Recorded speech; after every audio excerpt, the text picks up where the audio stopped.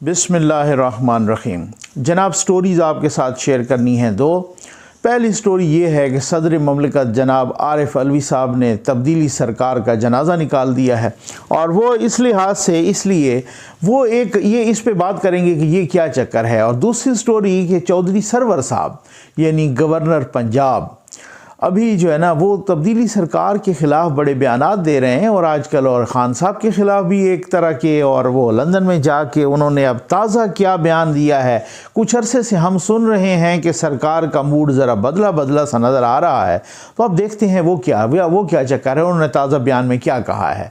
आज है जनाब सदर ममलिकत जनाब आरिफ अलवी साहब, जो कि मुल्क का सबसे बड़ा आइनी ओहदा है, ठीक है ना, वो जनाब उन्होंने एक कारोबारी तकरीब में शिरकत की, और वो कारोबारी तकरीब थी उनके बेटे की, ठीक, अच्छा, अवाब अलवी साहब।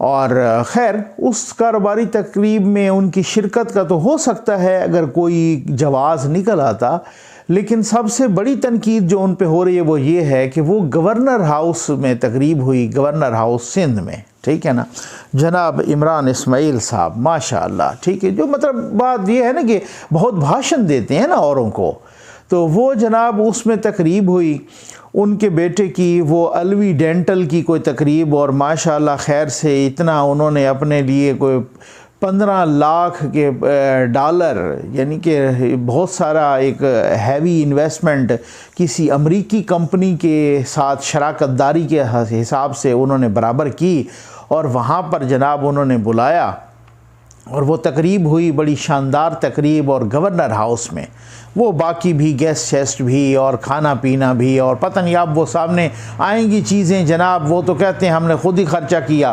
भाई अगर ख़ुद करना था तो फिर किसी होटल में कर लेते, किसी और जगह पे कर लेते, कोई और बहुत सारे, कराची बहुत बड़ी जगह है और वहाँ पे हो सकता था, भले वो इस्लामाबाद में हो जाता कहीं पर, तो गवर्नर हाउस में तकरीब होना और पता नहीं किस तरीके से, और वो भी निजी तकरीब होना। और सबसे बड़ी बात मतलब मैं आपको बताऊं, इसमें अपना प्रेसिडेंट साहब का शिरकत करना, अब वो पछतावे का शिकार भी हो रहे हैं, उनका बेटा भी और वो भी, और वो कह रहे हैं कि गवर्नर हाउस का इंतखाब कोई सही जगह नहीं थी और ये एक गलत। देखें मैं आपको एक बात बताऊं, कुछ अर्सा पहले आपने देखा, उससे पहले, इस बात से पहले आप ये देख लें कि प्रेसिडेंट ऑफ पाकिस्तान का आप अगर आईन पाकिस्तान में हल्फ पढ़ें ना, जब वो मुंतखब होते हैं और वो हल्फ लेते हैं, उसमें एक जुमला ये भी है कि मैं अपने ज़ाती मफाद को अपने सरकारी काम या सरकारी फ़ैसलों पर असरअंदाज नहीं होने दूंगा। ये इस तरह के अल्फाज हैं, ये आप देख लें आईन पाकिस्तान में जो प्रेसिडेंट ऑफ पाकिस्तान का हल्फ है। अभी कुछ अर्सा पहले आपको याद होगा कि जस्टिस काजी फ़ाइज़ ईसा साहब ने वज़ीर आज़म साहब को, वज़ीर आज़म पाकिस्तान जनाब इमरान ख़ान साहब को एक नोटिस जारी किया था, याद है ना आपको ना, कि ये इस्लामाबाद के कन्वेंशन सेंटर में उन्होंने इंसाफ लायर्स फोरम अपने वकला के कन्वेंशन से ख़िताब किया था, और जस्टिस काजी फ़ाइज़ ईसा साहब ने कहा था, सुप्रीम कोर्ट ऑफ पाकिस्तान ने, उन्होंने कहा कि ये आप एक अपनी निजी या आप अपनी एक सियासी तकरीब कैसे एक सरकारी बिल्डिंग में कर सकते हैं। आपको किसने अलाउ किया है कि आप एक सियासी तकरीब जो है ना, यानी वज़ीर आज़म पाकिस्तान, वो सियासी तकरीब उन्होंने अपनी, ज़ाहिर इंसाफ लायर्स फोरम वो उनका अपना एक वो सियासी सूरत हाल है, तो वो जो है ना उन्होंने कहा कि आप अपनी एक सियासी तकरीब कैसे सरकारी बिल्डिंग में कर सकते हैं। तो उनको नोटिस जारी हो गया था, बाद में वो क्या हुआ वो सारा वो एक लंबी चौड़ी बात है। लेकिन अब बात ये है कि अगर इसी तरह से अब देखें, पहली बात तो ये है कि सदर पाकिस्तान तस्वीर में नजर आ रहे हैं, और जिस तरीके से वो तस्वीर में पीछे खड़े हैं, ठीक है ना, ये ना तो उनका कोई निजी ऐसा फंक्शन था घर का कि जनाब वो जाके इस तरीके से अपनी फैमिली है, आप किसी भी ओहदे पर हैं, कोई आईनी कानूनी ओहदा है, तो आप ये सही बात है कि आपकी निजी मसरूफियात भी होती हैं, आपके निजी ताल्लुकात भी होते हैं, आपके ज़ाती ताल्लुकात, आपके फैमिली के मैटर्स भी उसी तरह से चलते हैं, इसमें कोई ऐसी कबाहत नहीं है। लेकिन आप एक कारोबारी आप एक कारोबारी तकरीब में, और वो भी कारोबारी तकरीब खुद जो है ना किन की हो, आपके बेटे की हो, ये पहली दफ़ा नहीं हुआ।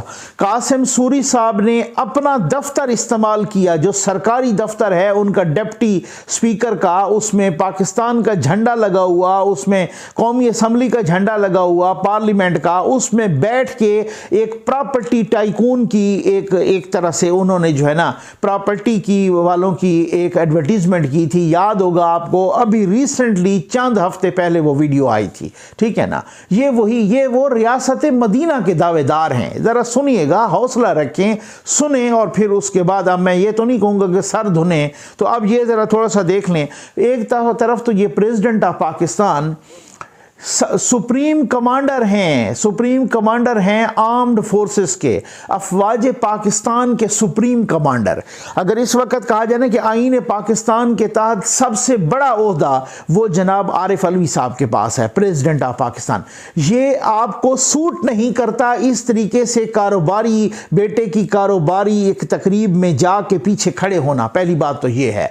दूसरी बात ये है कि आप यकीन करें कि जब वज़ीर आज़म को भी जाना होता है ना, तो आप आर्मी चीफ, ये देखें ना, वो एक अलग सी बहस है कि अख्तियार किसके पास है, असल डढ़ा कौन है, वो एक अलग है। लेकिन आप आईनी और कानूनी और जब किताबी बात करेंगे तो आर्मी चीफ आके वजीर आजम को सल्यूट करेगा, और सल्यूट करके वो जनाब उनसे मुलाकात करता है, और वो फिर उन्हीं के पास चल के आता है, चाहे वो वजीर आजम बनीगाला में हो, चाहे वो वजीर आजम हाउस में हो, चाहे वो कहीं पर हो, वो वहीं पे उनको बुला सकता है। लेकिन प्रेसिडेंट ऑफ पाकिस्तान सबसे बड़ा आईनी ओहदा है, उसके पास वजीर आजम को भी चल के जाना पड़ता है। अब आप इज्जत और तकरीम देख लें, लेकिन अब आप खुद ही अपनी कोई ना करवाए, और इस तरीके से उन्होंने। और फिर उसके बाद मेरे कप्तान फरमाया करते थे कि ये गवर्नर हाउस की दीवारों को तो मैं गिरा दूंगा। ये आपको याद है ना उनके क्लिप्स, ना मैंने चलवाए हुए भी हैं, यहां पर भी चलाए हुए हैं अपनी वीडियोस में। गवर्नर हाउस की दीवारों को अपना गिरा दूंगा, और जनाब बस हमें आने दें। ये क्या है शाहाना माहौल, और ये क्या बड़े बड़े महल्लात, और आवाम भूखे मर रहे हैं। एक तो उन्होंने गिराया कोई नहीं है, उन्होंने यूनिवर्सिटी बनाने के वादे किए थे, गवर्नर हाउसेस को भी और फिर अपना प्राइम मिनिस्टर हाउस को भी। उस यूनिवर्सिटी के भी आज तक पाकिस्तानी अवाम मुंतजिर हैं, और साथ उन्होंने कहा था कि मैं गवर्नर हाउसेस की दीवारों को गिराऊंगा, इन पर बिल्डोजर खड़ा होगा। जिस दिन तहरीक इंसाफ की हुकूमत आएगी, इनको बिल्डोज करके रख देगी। अब आप अंदाजा करें, ये याद है ना आपको कप्तान के ये अकवाले ज़री, अब मैं क्या कहूँ, अब इसको आप जो है ना कहेंगे कि यार नकवी साहब आप ये कैसी बातें कर रहे हैं। तो खैर, अब उस हवाले से अब आप देख लें कि अब कहा था ना कि मैं गिराऊंगा गवर्नर हाउस की दीवारों को और बिल्डोजर फेर दूंगा। अब जनाब लोगों ने देख लिया कि दीवारें तो नहीं गिरी, अलबत्ता आरिफ अलवी साहब के बेटे की कारोबारी तकरीब में वहां गवर्नर हाउस में हो रही हैं। ये है आपके अखलाकियात का, कानून का, आइन का। आप ये देख लें कि यहाँ पे जब जस्टिस काजी फाजीसा के ख़िलाफ़ वो रेफरेंस गया, सुप्रीम कोर्ट ऑफ पाकिस्तान ने ये ऑब्जर्वेशन दी थी कि प्रेसिडेंट साहब ने खुद अपना माइंड अप्लाई ही नहीं किया।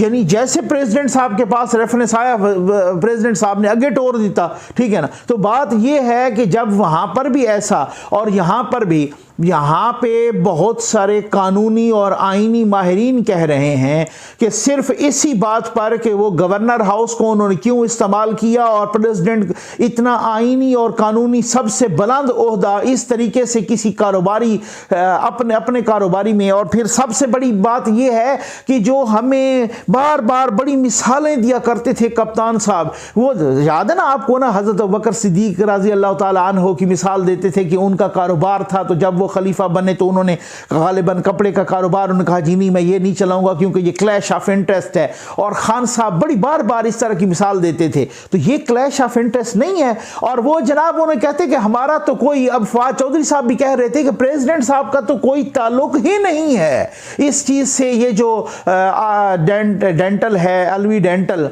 इससे कोई ताल्लुक नहीं है, उन्होंने तो उसी वक्त छोड़ दिया था। लेकिन अब जब मीडिया ने सवालात किए और इंटरनेशनल मीडिया ने, और उन्होंने उनके बेटे से पूछा कि जी अगर आपके वालिद साहब ने छोड़ दिया है वो डेंटल की जो आपकी जो ऑर्गेनाइजेशन है या जो भी हॉस्पिटल है या जो सिलसिला है, यानी कि अलवी डेंटल का, अगर वहाँ की उस कंपनी की उन्होंने मेंबरशिप छोड़ दी है तो आज तक उसकी वेबसाइट पे जाएं तो उनका मेंबरशिप लिखा हुआ है। अब आज से हटा देते हैं कोई पता नहीं, लेकिन आज तक लिखा हुआ है। तो ये जो क्लैश ऑफ इंटरेस्ट है, ये जो ओवरलैपिंग है, ये जो टकराव है मफादात का, ये इसकी बुनियाद पर आईनी और कानूनी माहिरीन कह रहे हैं कि सदर साहब की इंपीचमेंट हो सकती है। ये मामूली काम नहीं है, ये मामूली बात नहीं है, ये बहुत बड़ा ब्लंडर हुआ है। मैं समझता हूं बहुत बड़ा ब्लंडर हुआ है प्रेसिडेंट साहब से। और प्रेसिडेंट साहब ने जनाब अब वो बता रहे हैं कि जी हाँ गवर्नर हाउस में नहीं जाना चाहिए था।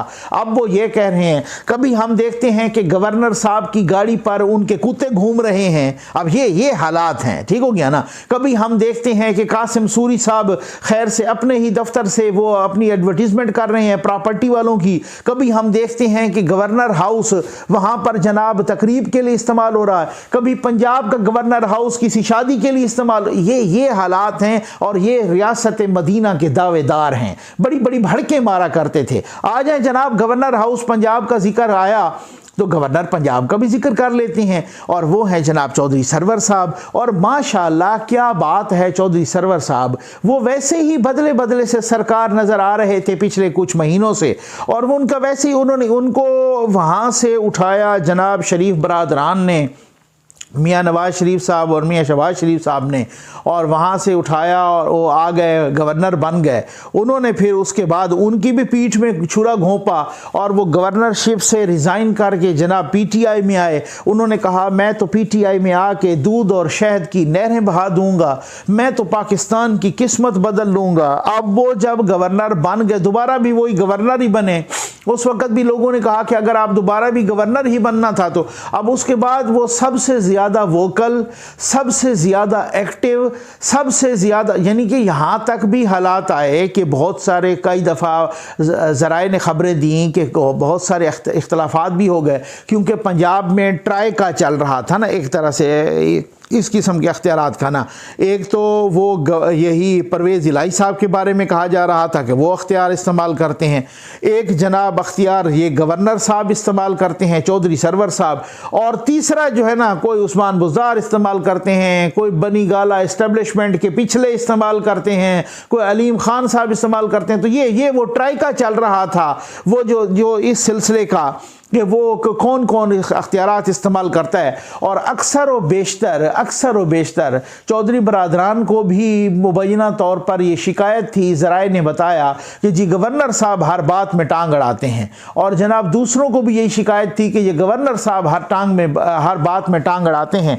तो बात ये है कि गवर्नर साहब ने अब लंदन में जाके स्टेटमेंट दिया है। उन्होंने कहा जी पार्टी ने मुझे कोई काम का ओहदा ही नहीं दिया, मुझे तो बिल्कुल साइडलाइन करके रख दिया पार्टी ने। अब आपको पता है तब्दीली यही आती है, इसी तरह की तब्दीली होती है, इसी चीज को उन्होंने, यानी एक तरह से उन्होंने कहा कि पार्टी ने तो मुझे खुद लाइन लगाया हुआ था, ठीक हो गया ना। अगर मुझे कोई बड़ा ओहदा, सही कोई काम का ओहदा मिलता तो मैं बड़ा कुछ कर लेता, यानी अगर मुझे कोई काम का ओहदा मिलता तो उन्होंने कहा मैंने ज़मीन आसमान के कुलाबे मिला देने थे, मैंने पता नहीं पंजाब को जो है ना पेरिस बना देना था, मैंने पता नहीं क्या क्या कर देना था, इन्होंने मुझे चूंकि गवर्नर बना दिया। तो भाई ये उस वक़्त आपने सोचना था, अगर आप कुछ नहीं कर सकते थे तो आप गवर्नर ना बनते। और साथ ये भी एतराफ़ कर डाला कि बदकिस्मती से पाकिस्तान में लोग शख्सियात के पीछे दौड़ते हैं, इदारे नहीं बन पाते। और साथ इस नाकामी का एतराफ़ भी कर लिया कि जनाब हाँ हम मानते हैं पीटीआई की हुकूमत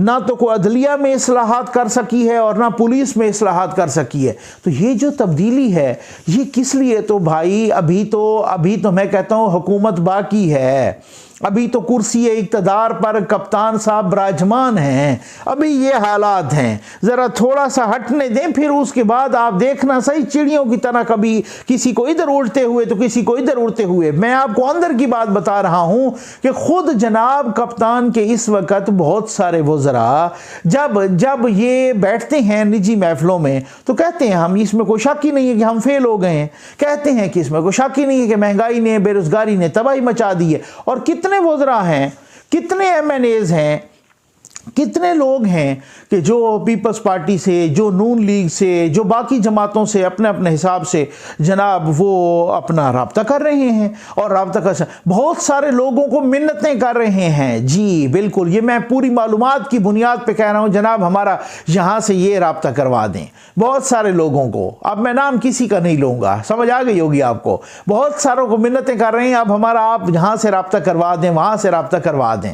सर हम जो है ना इसमें जो है ना लंदन जाना है किसी काम से, तो हमारा जो है ना किसी तरीके से डार साहब से राब्ता करवा दें, किसी तरीके से कहाँ से राब्ता करवा दें। तो ये लोगों को मिन्नतें हो रही हैं, ठीक हो गया ना। और यहाँ से कोई पता नहीं किधर किधर राब्ते हो रहे हैं। उम्मीद है आपको वीडियो पसंद आई होगी। आपका बहुत बहुत शुक्रिया।